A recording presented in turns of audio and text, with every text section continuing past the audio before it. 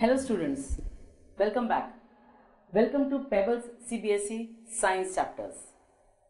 We were doing the first chapter of NCERT book Standard 10, the chemical reactions and equations.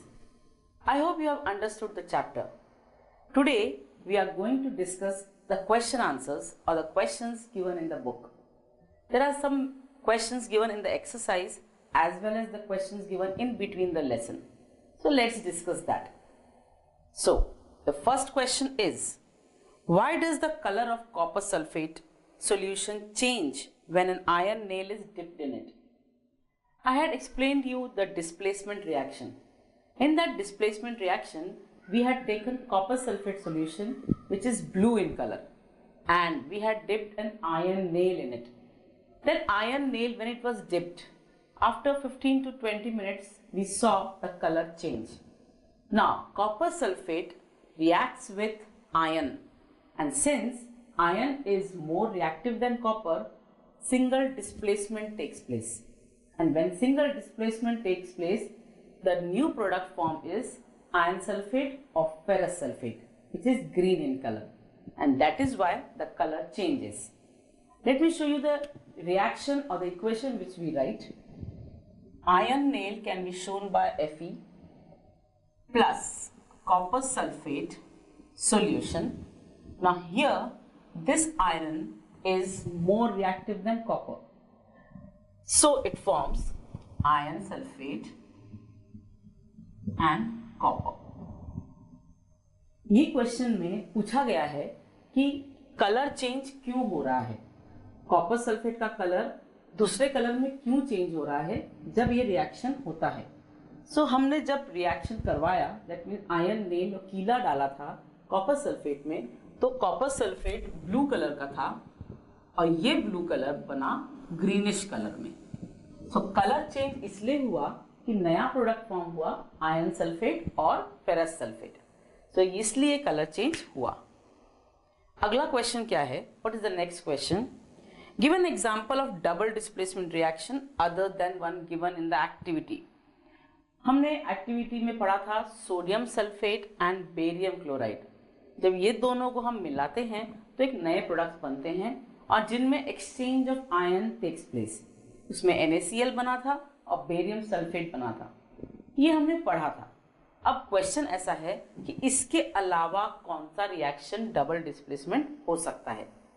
Double displacement में हमने क्या देखा था कि एक्सचेंज ऑफ आयंस हुआ था, राइट, और प्रेसिपिटेशन भी हुआ था.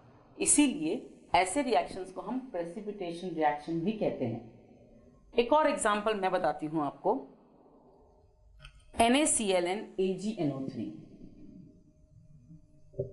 AgNO3, that is silver nitrate plus NaCl. ये एक और एग्जांपल है डबल डिस्प्लेसमेंट का. अब यहाँ पर exchange of ions takes place. That means silver जाता है सोडियम की जगह पे, सोडियम जाता है सिल्वर की जगह पे. अब दोनों ने एक्सचेंज कर दिया तो क्या बनेगा? ये बनेगा NaNO3 प्लस AgCl. ये एक और एग्जांपल है जो हम कह सकते हैं this is the example of double displacement reaction. Question 3.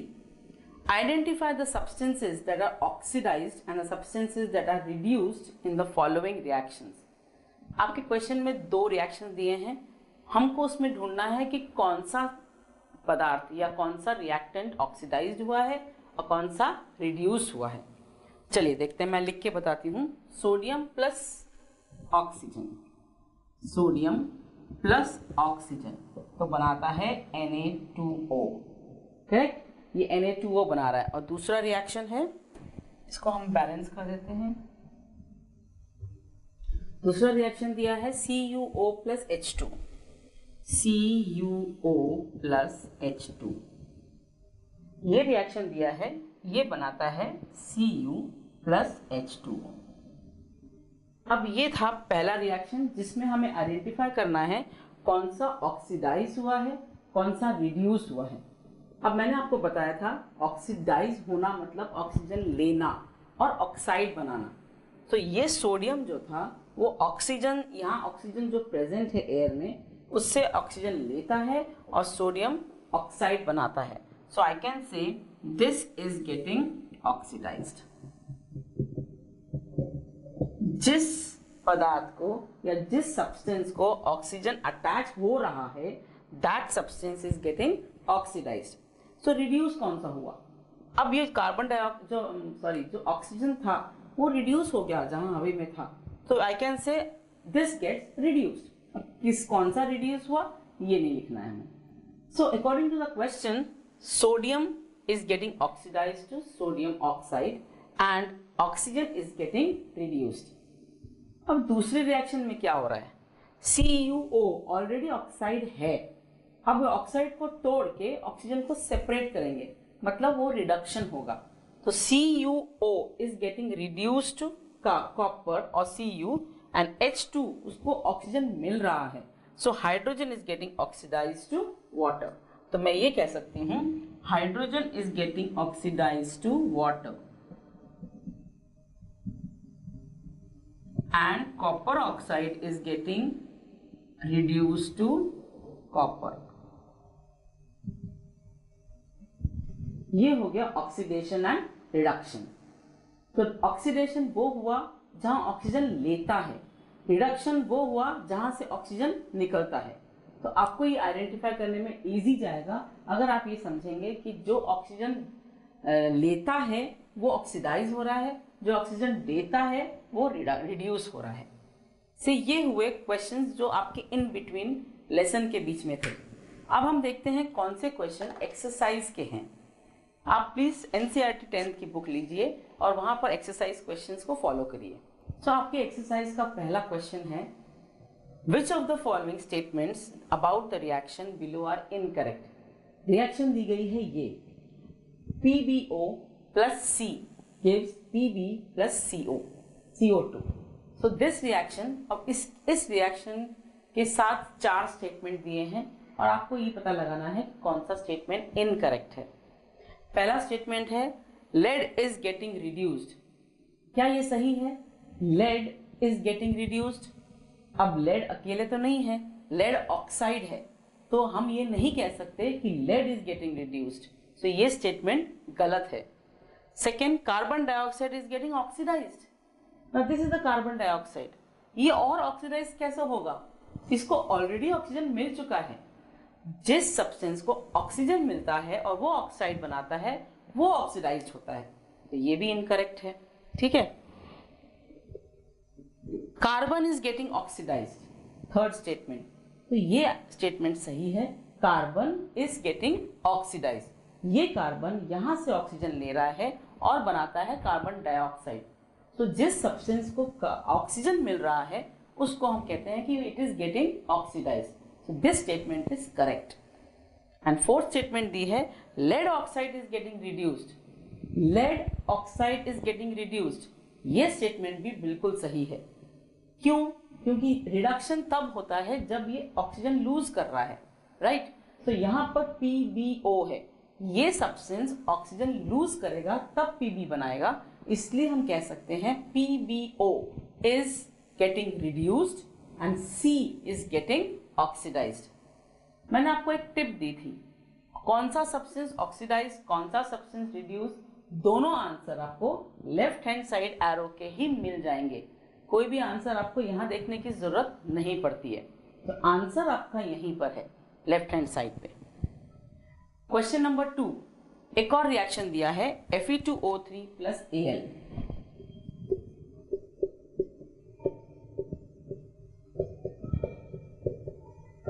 बनाता है Al2O3 प्लस Fe, और ये स्टेटमेंट दिया है आपको क्वेश्चन नंबर 2 के लिए। अब इसमें अबाउ रिएक्शन, ये जो रिएक्शन दिया है it is an example of what. आपको बिना ऑप्शन दिए ही समझ में आ जाना चाहिए कि ये एक मेटल है और ये एक कंपाउंड है। ये metal this Al is more reactive than iron, so it is displacing aluminium aluminium is displacing ion from ion oxide. तो ये कौन सा टाइप का रिएक्शन हुआ? ये हुआ डिस्प्लेसमेंट रिएक्शन। जो ये डिस्प्लेस कर रहा है, एक मेटल है और एक कंपाउंड है, एक एलिमेंट है एक कंपाउंड है। अगर दोनों कंपाउंड होते तो हम कहते हैं डबल डिस्प्लेसमेंट, लेकिन यहाँ पर एक एलिमेंट, ये एक कंपाउंड, वो एलिमेंट और वो मेटल ऐसा कि जो ज्यादा रिएक्टिव है इस मेटल से, इसीलिए पॉसिबल है कि ये डिस्प्लेसमेंट रिएक्शन है। फिर भी ऑप्शंस देखिए, combination reaction, double displacement reaction, decomposition reaction and displacement reaction. तो यहां पर जैसे हमने समझाया ये डिस्प्लेसमेंट रिएक्शन हुआ। अब क्वेश्चन नंबर 3 देखिए, what happens when dilute hydrochloric acid is added to iron filings? Tick the correct answer. अब उन्होंने कोई रिएक्शन नहीं दिया है, आपको ही रिएक्शन लिखना है और फिर आंसर ढूंढना है। तो मैं आपको पहले रिएक्शन लिख के दिखाती हूँ। Iron is added to hydrochloric acid, so iron is Fe, hydrochloric acid is HCl। तो अगर ये बनेगा तो it will again form FeCl2 plus H। ये होगा रिएक्शन। अब हमको करेक्ट आंसर ढूंढना है। Hydrogen gas and iron chloride are produced, ये सही है या गलत?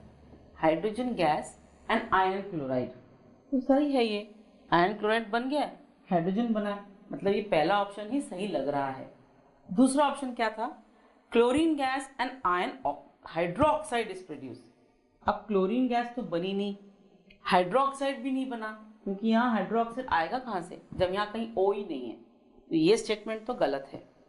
No reaction takes place, reaction takes place and that is why this reaction is happening. Iron salt and water are produced. Iron salt तो बन गया, लेकिन यहाँ हाइड्रोजन बना है, वाटर नहीं। सो पहला option iron chloride and hydrogen ये करेक्ट आंसर है। ये हुए पहले 3 क्वेश्चन। अब question number 4, what is a balanced chemical reaction? Why should chemical equations be balanced? Now what is a chemical equation? When I want to show a chemical reaction using symbols and formulas, then it is called as chemical equation. I cannot write every time the words. तो जब हम symbols या formulas use करके एक chemical reaction लिखते हैं उसको कहते हैं chemical equation. Second part of question है, why should chemical equations be balanced? Balancing बहुत इंपॉर्टेंट है because it satisfies the law of conservation of mass. इस लॉ के मुताबिक जो मास है, जो वेट है एलिमेंट्स का on the left hand side and the elements on the right hand side, उन दोनों का वेट या मास सेम होना चाहिए। कहीं भी मास डिस्ट्रॉय नहीं होता है, कहीं भी मास नया नहीं बनता है। जितना मास पहले था उतना ही mass left hand right hand में रहेगा। और number of atoms also remains the same. So ये लॉ को सेटिस्फाई करने के लिए हमें बैलेंसिंग द केमिकल इक्वेशन की जरूरत पड़ती है।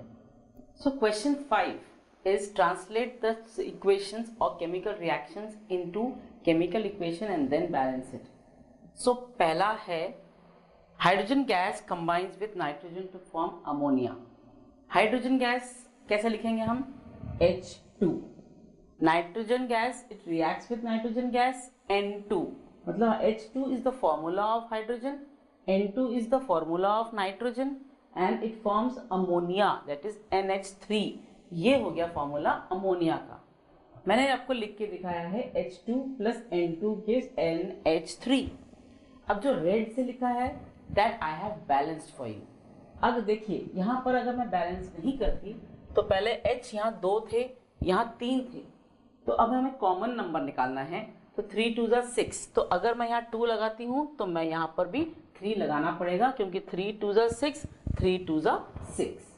अब यहाँ पर N2 है तो हमने जब बैलेंस करने गए थे अमोनिया को तो ऑलरेडी हमने N को 2 कर दिया है। तो आप देखेंगे कि ये बैलेंस इक्वेशन हो गया। कैसे? 3 2 6 मतलब हाइड्रोजन 6 है, यहाँ पर भी 3 2 6 मतलब हाइड्रोजन 6 है, N 2 है और यहाँ पर भी N 2 है। ये हुआ पहला, 5th का पहला।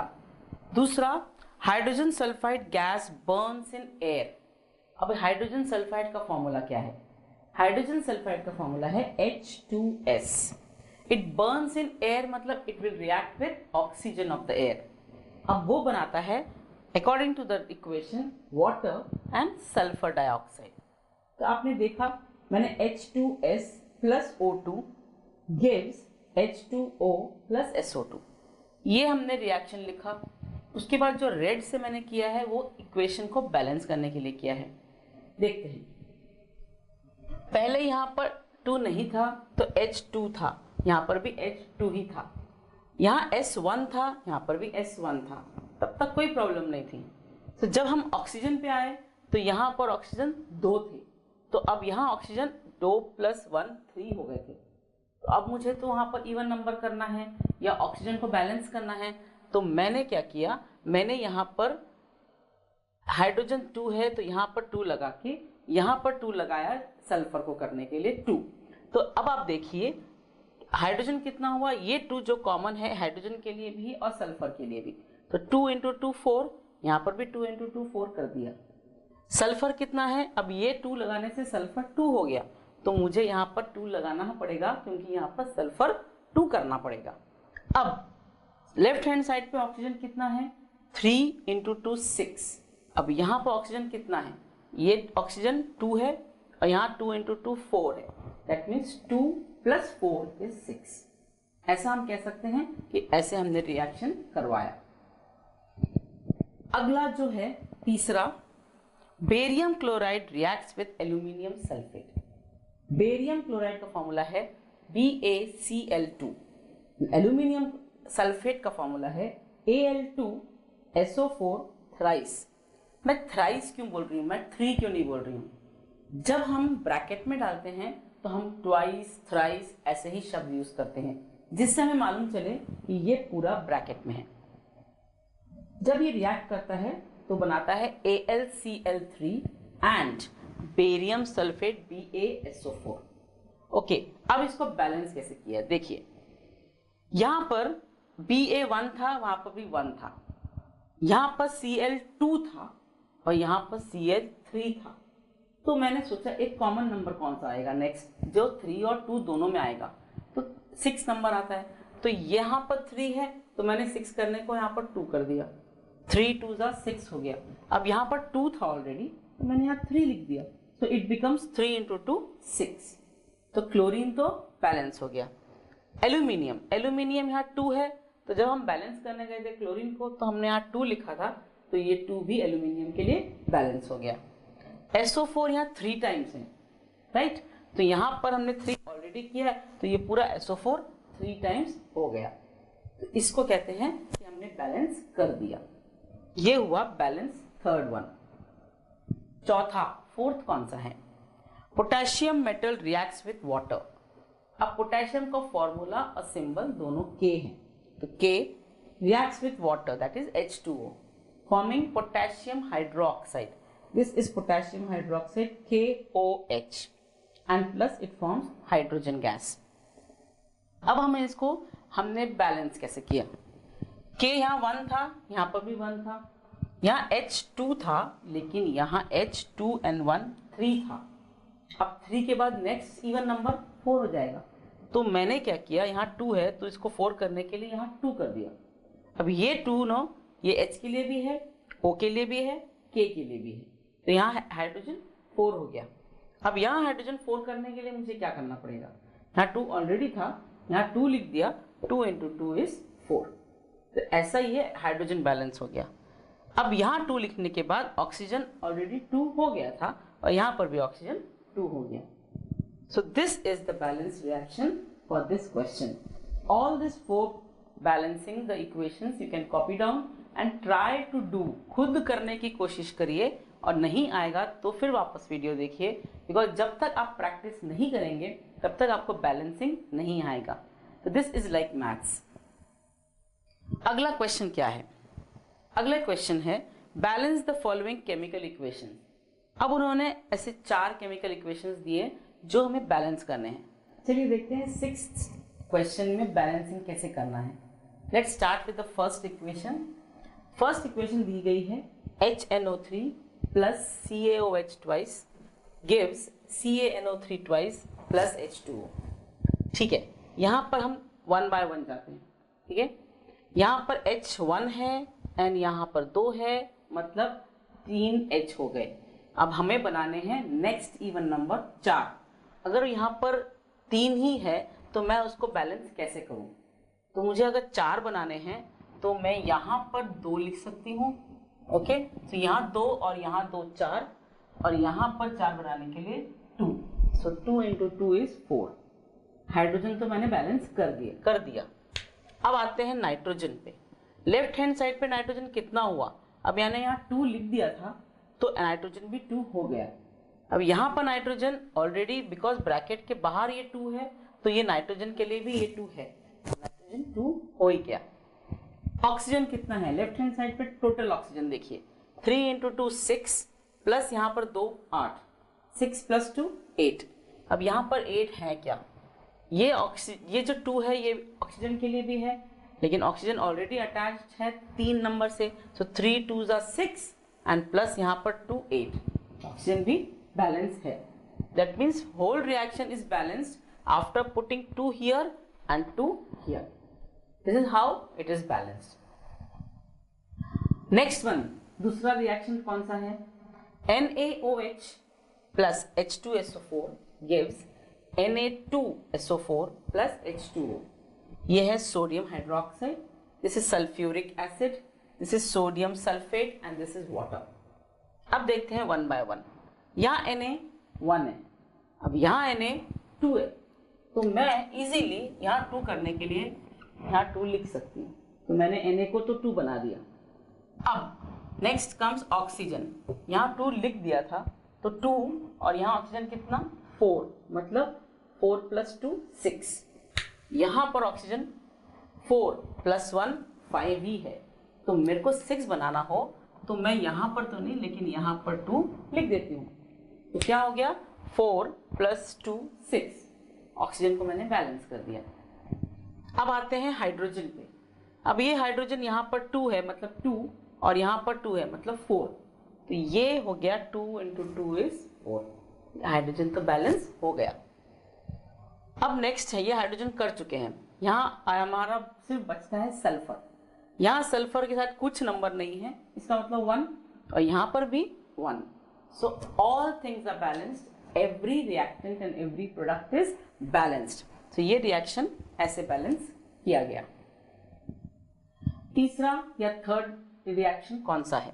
NaCl, sodium chloride, reacts with silver nitrate giving silver chloride and sodium nitrate. ठीक है, अब यहाँ देखते हैं 1 by 1 बैलेंस है कि नहीं. यहाँ सोडियम 1 है, यहाँ सोडियम 1 है, बैलेंस्ड. यहाँ Cl 1 है, यहाँ पर भी Cl 1 है, ये भी बैलेंस्ड. यहाँ Ag 1 है, यहाँ पर भी Ag 1 ही है, ये भी बैलेंस्ड. यहाँ N 1 है, तो यहाँ पर भी N 1 ही है. यहाँ ऑक्सीजन 3 है, तो यहाँ ऑक्सीजन 3 है. तो ये ऑलरेडी बैलेंस्ड इक्वेशन है. तो अगर आपके पास एग्जाम में ऐसा कोई आता है और बोला जाता है कि बैलेंस करो, तो you can write already balanced.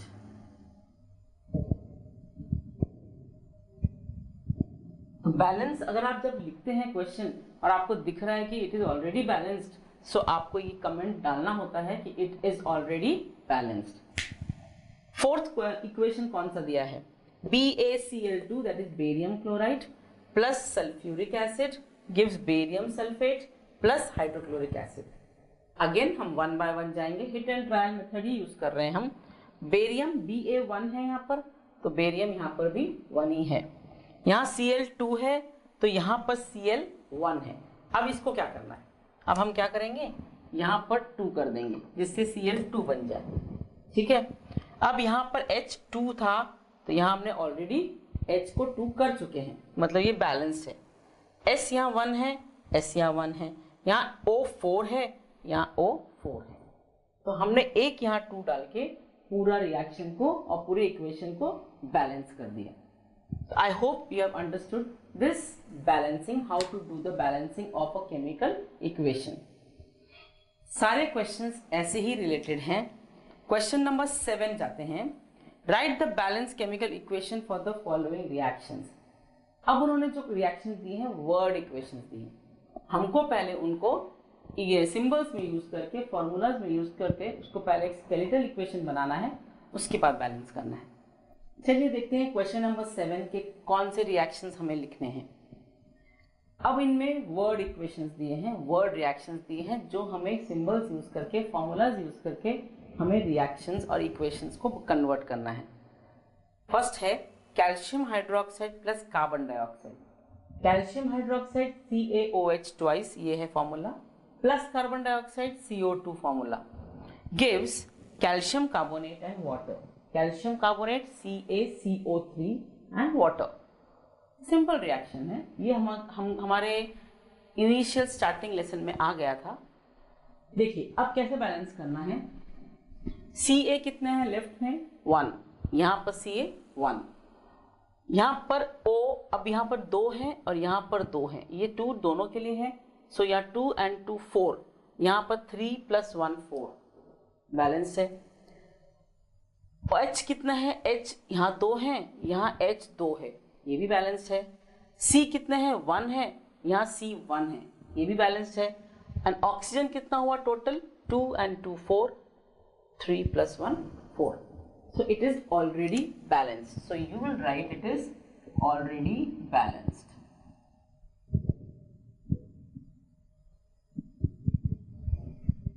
अगला जो स्टेटमेंट है वो है zinc plus silver nitrate gives zinc nitrate and silver.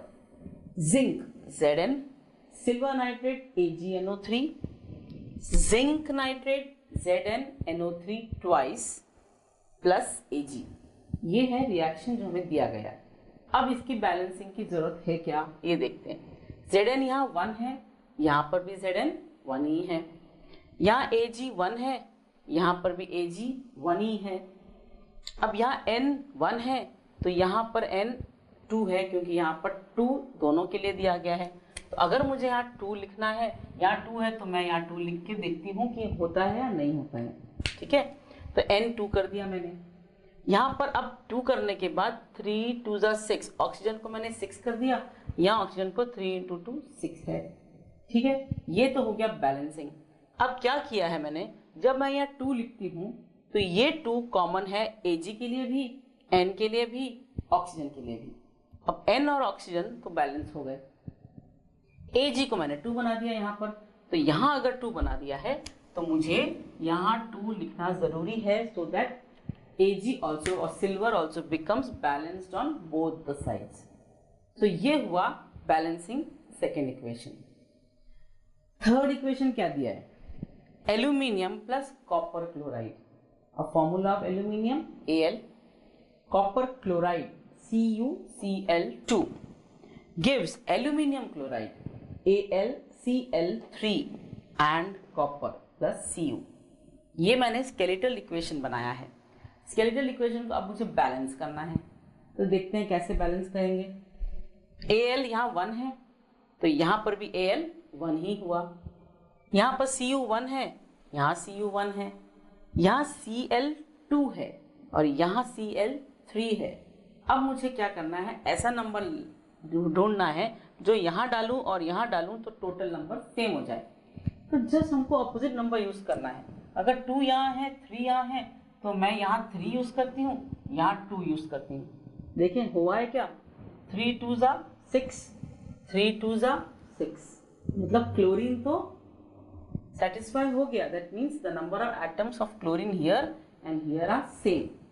But उस दौरान मैंने क्या किया, मैंने जब यहाँ पर 2 लिखा तो मैंने एल्यूमिनियम को भी तो 2 बना दिया। सो एल्यूमिनियम को यहाँ 2 बना दिया तो मुझे यहाँ पर भी 2 बनाना पड़ेगा।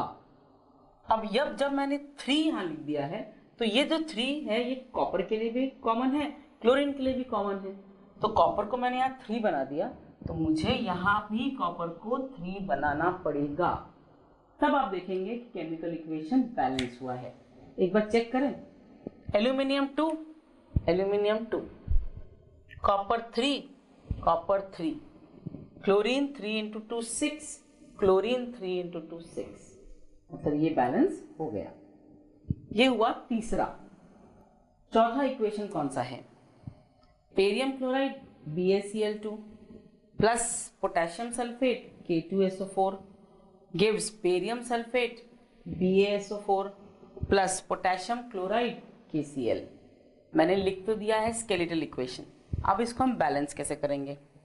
Let's start. जैसे हम करते हैं, Ba यहाँ पर 1 है, यहाँ पर 1 है, Cl 2 है, वहाँ पर Cl 1 ही है।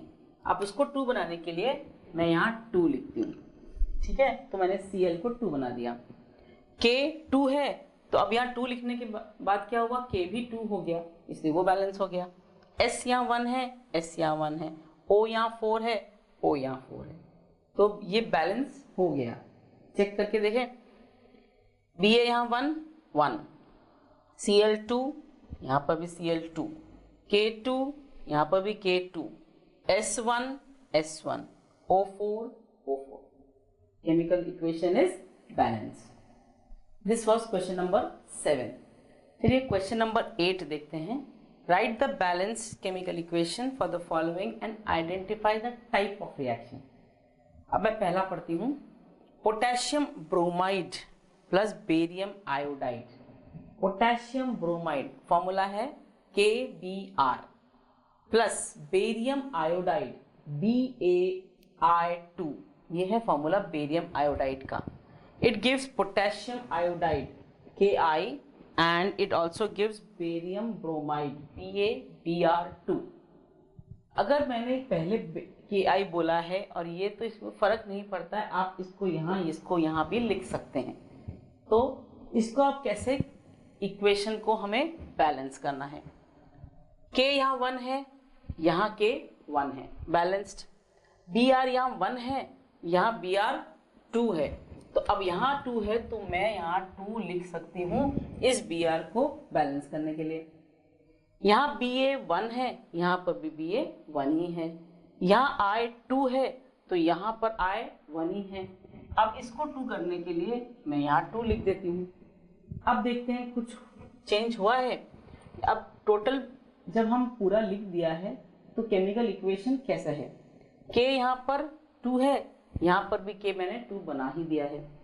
यहाँ Br 2 है, यहाँ Br 2 है, यहाँ Ba 1 है, ये Ba 1 है, यहाँ I 2 है, यहाँ I 2 बना दिया है। अब ये तो हो गया बैलेंस। अब ये कौन सा टाइप का रिएक्शन है? आप देख सकते हैं दोनों कंपाउंड्स हैं। 2 कंपाउंड्स जब हुए हैं तो पोटेशियम ने बेरियम की जगह ले ली है, बेरियम ने पोटेशियम की जगह ले ली है, इसीलिए इसको हम कह सकते हैं डबल डिस्प्लेसमेंट रिएक्शन।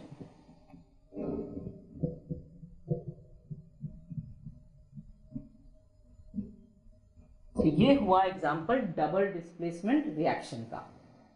दूसरा कौन सा है? जिंक कार्बोनेट ZnCO3, ये फॉर्मूला जिंक कार्बोनेट का है।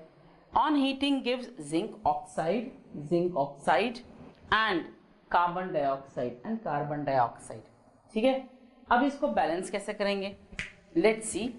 यहाँ पर Z1 है, Zn1 है, यहाँ पर भी Zn1 ही है, यहाँ कार्बन 1 है, यहाँ पर भी कार्बन 1 है, यहाँ ऑक्सीजन 3 है, तो यहाँ ऑक्सीजन 1 and 2, 1 + 2 3 है, तो इट इज ऑलरेडी बैलेंस्ड। अब ये ऑलरेडी तो बैलेंस्ड है, तो मैं यहाँ पर लिख सकती हूँ ऑलरेडी बैलेंस्ड।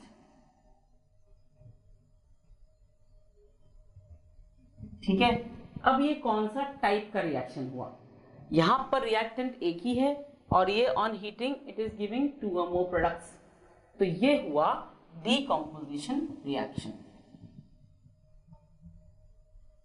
डीकंपोज हो रहा है, इसको हम कहेंगे डीकंपोजिशन रिएक्शन।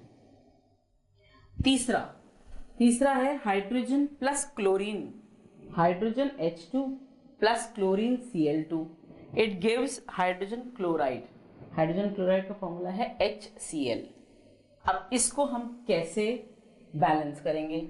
यहाँ H2 है, यहाँ H1 ही है, अब इसको 2 बनाने के लिए मैं यहाँ 2 लिख सकती हूँ। ठीक है, तो H को तो 2 कर दिया, Cl यहाँ 2 है, तो मैंने ऑलरेडी Cl को 2 कर दिया है, so now it is balanced. फिर कौन सा टाइप का रिएक्शन हुआ? ये रिएक्शन हुआ दो चीजें रिएक्टेंट में है, एक ही प्रोडक्ट बन रहा है। तो याद करिए मैंने क्या बताया था, when there are two reactants it forms only one product, it is called as combination reaction. So ये हुआ combination reaction. So it is a type of combination reaction. चौथा या फोर्थ क्वेश्चन क्या है, magnesium plus hydrochloric acid Mg plus HCl gives magnesium chloride MgCl2 plus hydrogen H2. Reaction तो लिख दी है इन the form of equation, इसको balance करें। Mg यहाँ 1 है, यहाँ Mg 1 है, that mean it is balanced. यहाँ H1 है, यहाँ H2 है, तो मैं क्या कर सकती हूँ, यहाँ पर 2 बना सकती हूँ। अब ये H2 है, यहाँ Cl भी इसी दौरान 2 हो गया क्योंकि ये 2 कॉमन है।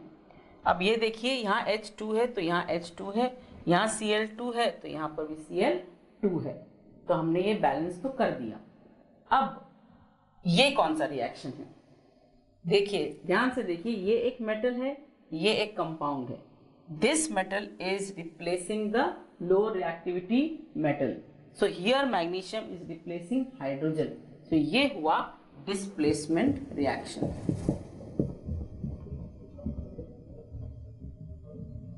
So this fourth type of reaction is displacement reaction.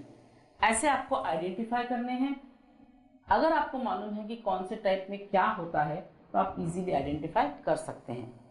अब हमने रिएक्शंस को बैलेंस कर दिए, हमने आइडेंटिफाई भी कर दिया। अब हमें स्टेट्स लिखना हो तो हम कैसे लिखेंगे, स्टेट्स KBr एंड BaI2 ये जो होते हैं इसको हम बोल सकते हैं कि these are all aqueous solution.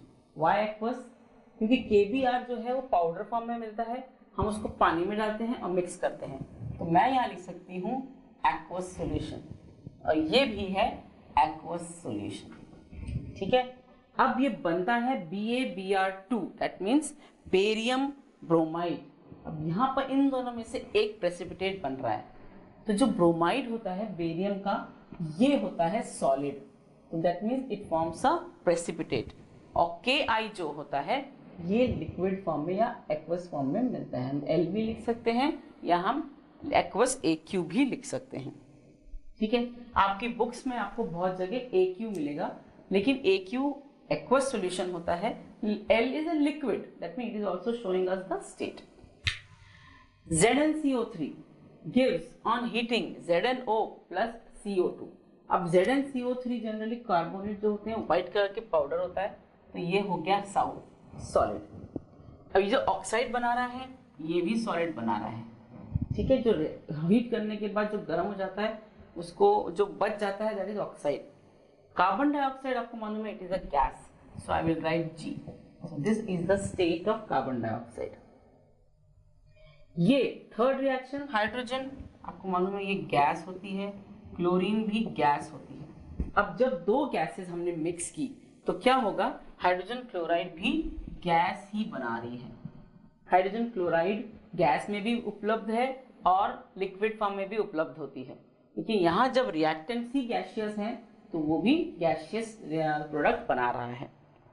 अब ये हुआ magnesium always solid, hydrochloric acid it is aqueous because यहाँ पर हमने एसिड को पानी में मिक्स किया है। मैग्नीशियम क्लोराइड ये है सॉलिड और ये है गैस।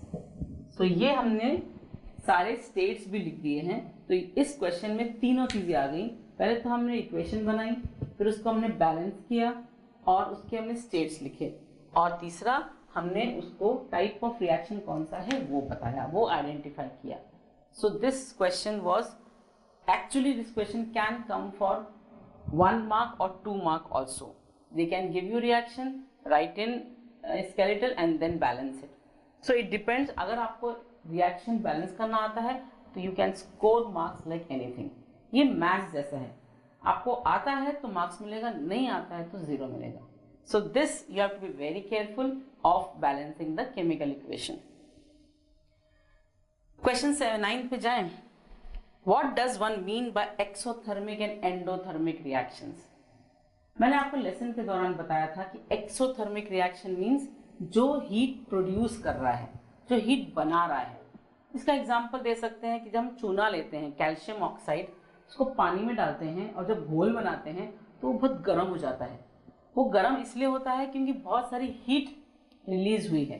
तो ये रिएक्शन को हम कहेंगे एक्सोथर्मिक रिएक्शन। एक और एक्सोथर्मिक रिएक्शन हमारा रेस्पिरेशन प्रोसेस है।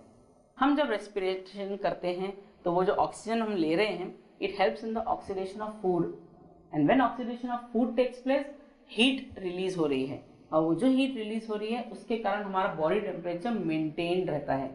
वो भी एक एक्सोथर्मिक रिएक्शन हुआ। एंडोथर्मिक रिएक्शन क्या हुआ?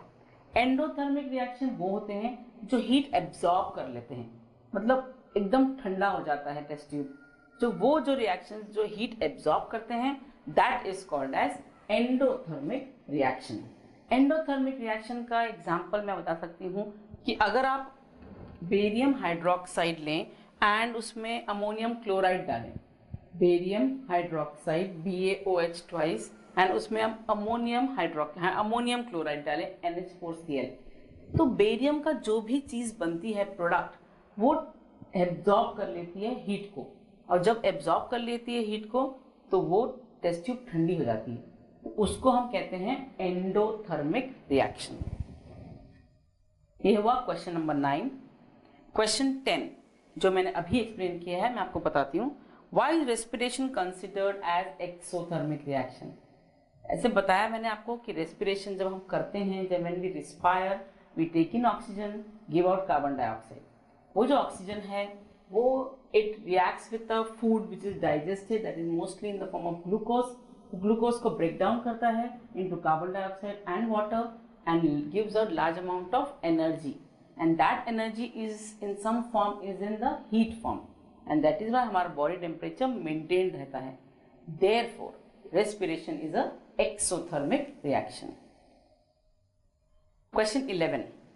Why are decomposition reactions called opposite of combination reaction?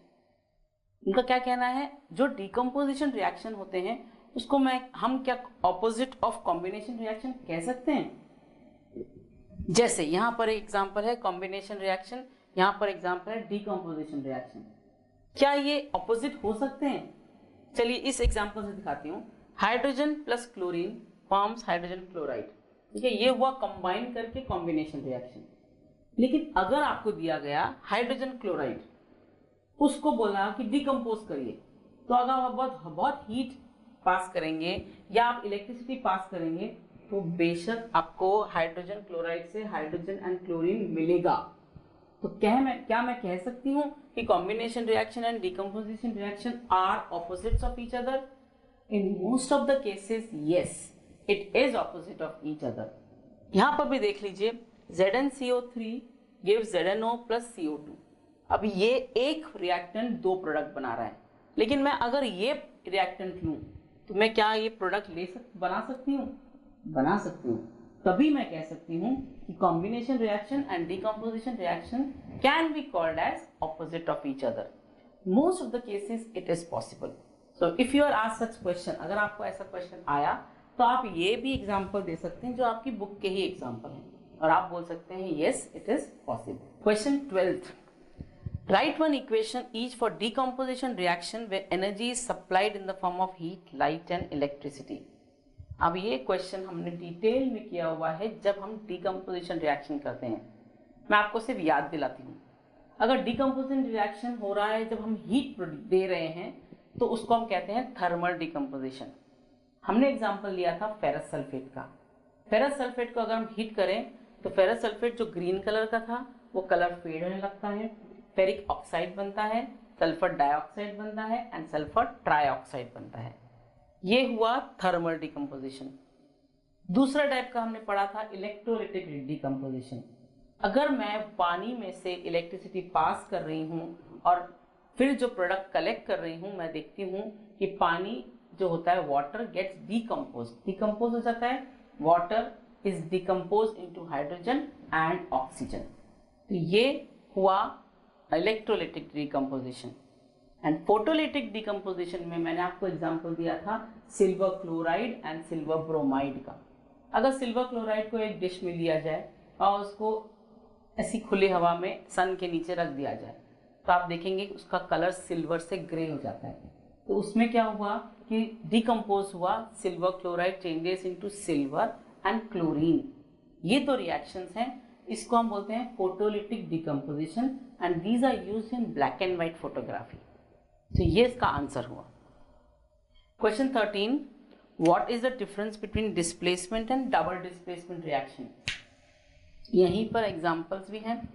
Displacement reaction में क्या हो रहा है, एक मेटल है एक कंपाउंड है, और डबल डिस्प्लेसमेंट में क्या होता है, दोनों ही कंपाउंड है। सिंगल डिस्प्लेसमेंट में एक्सचेंज ऑफ आयन नहीं हो रहा है, रिप्लेसमेंट हो रहा है, दैट मीन्स उसकी जगह ले रहा है, लेकिन यहाँ पर एक्सचेंज ऑफ आयंस हो रहा है।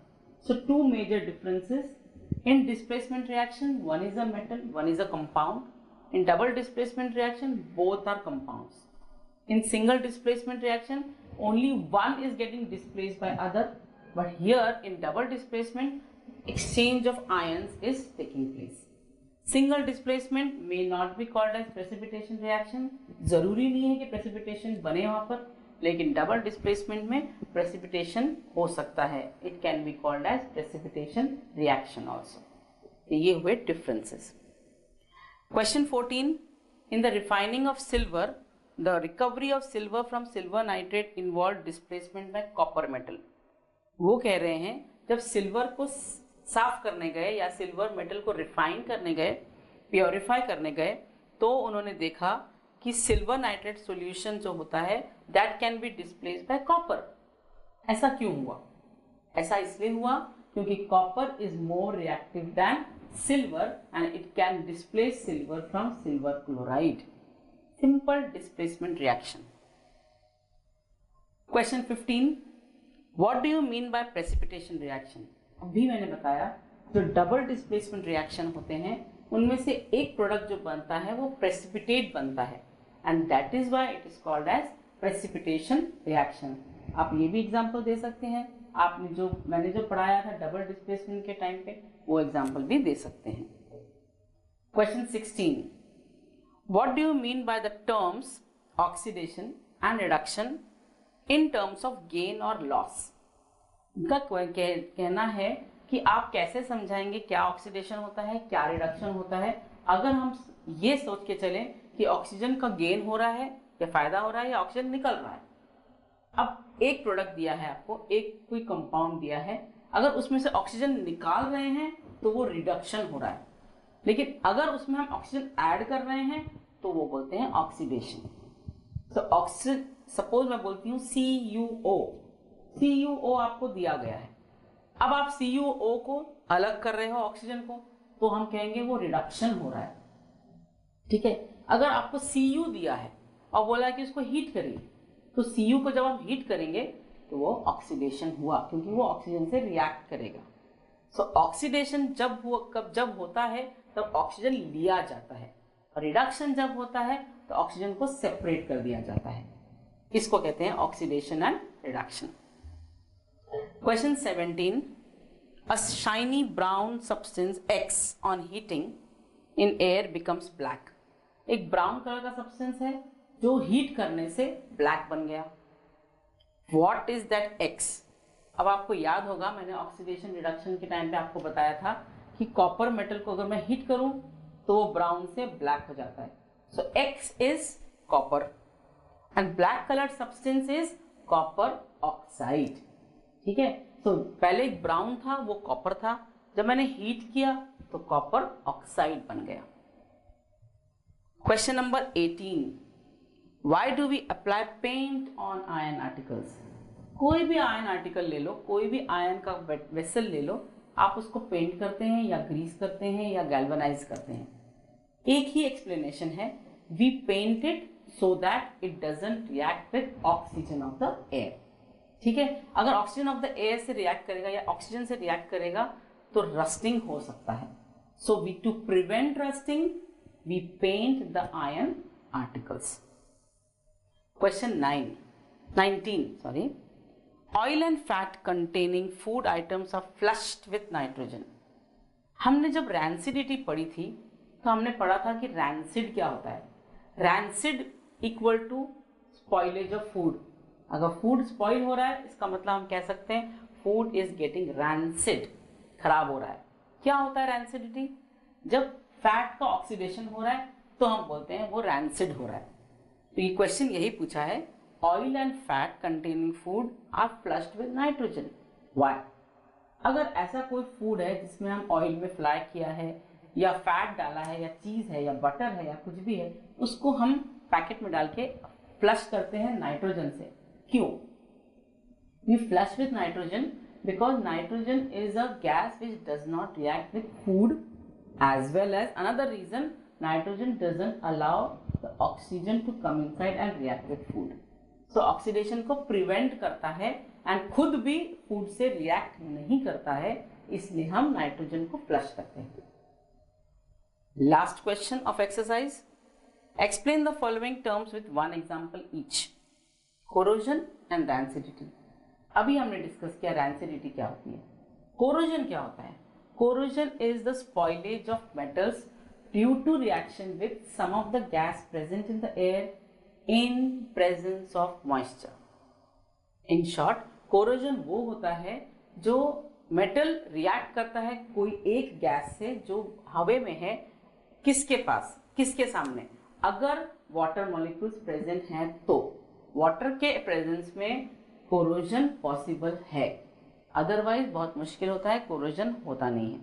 तो कोरोजन अगर होए तो हम कहेंगे कि आयरन जब कोरोड होता है तो उसको हम कहते हैं रस्टिंग। जब सिल्वर कोरोड होता है तो हम देखते हैं कि सिल्वर ब्लैकिश कलर का हो जाता है, और जब कॉपर कोरोड होता है तो हम देखते हैं कॉपर ब्राउन से ग्रीनिश हो जाता है। तो ये सब इफेक्ट हैं कोरोजन के, and corrosion is happening because of the some gas in the air and the presence of moisture. So this was about the lesson exercises. I am going to tell you some more extra questions related to the lesson. आपको और भी कोई extra questions चाहिए तो आप हमारे pebbles के ही SSC science देख सकते हैं, जिसमें हमने बहुत सारे नए क्वेश्चंस लिए हैं, एक्स्ट्रा क्वेश्चंस लिए हैं, आपको रेफरेंस के काम आएंगे. So today it's all for now. Bye for now. Have a nice day. Pebbles Live